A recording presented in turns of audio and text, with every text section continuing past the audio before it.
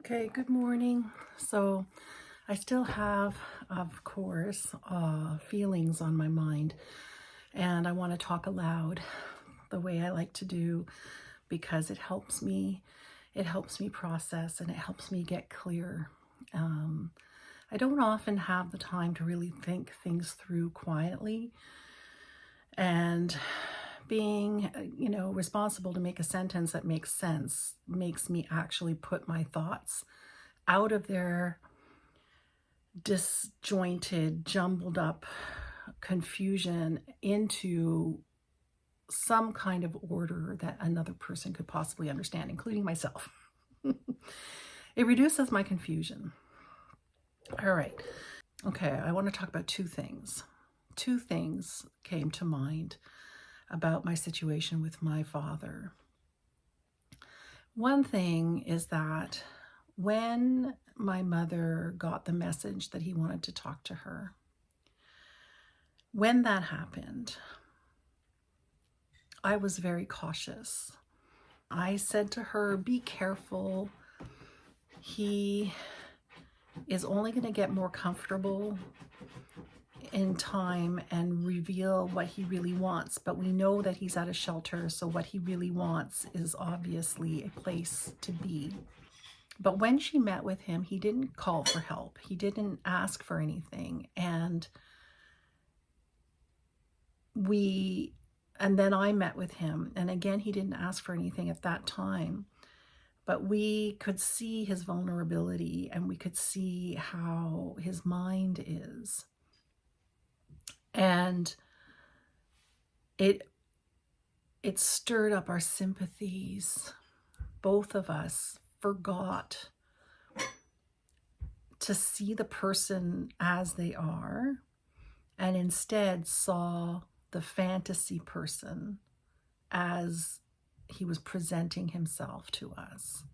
And then on my end, of course, it's the fantasy father, it's the playmate from when I was 3 who, I have abandonment issues with because he had to go to jail and he was taken from me and I was too young to know the other side of him. The side of him that managed to get in jail.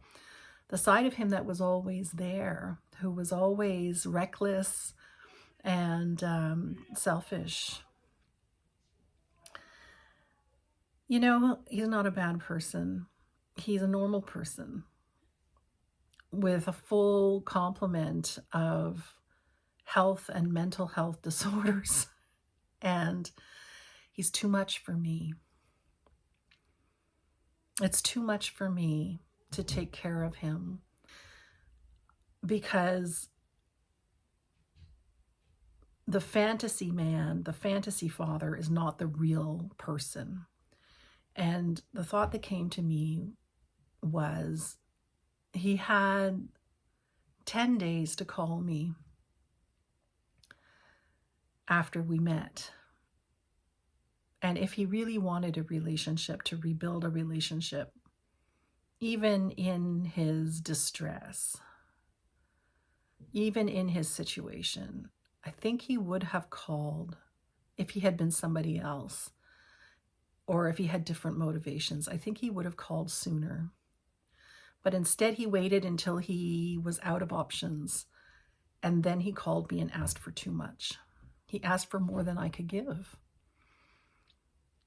Now, the other thought that I'm having is that I'm struggling a little bit with being a good person. Is it make me a bad person to say no to him and to ask him not to call me anymore? Does that make me a bad person? And, saying it out loud is just like ridiculous. Of course, I'm not a bad person. I'm an ordinary person. I have limits, like all of us do, because he's much too ornery and resistant. He doesn't want the help that is being offered to him. He doesn't want it. He needs to run out of options and quote unquote hit bottom before he will accept what is good for him. And I'm not helpful in that situation. I am just another carrot on a stick. I am another dream. I am not even myself to him. He does not see me as who I am. He sees me as a savior. And I can't be that. And I don't want to be that. And that doesn't make me a bad person.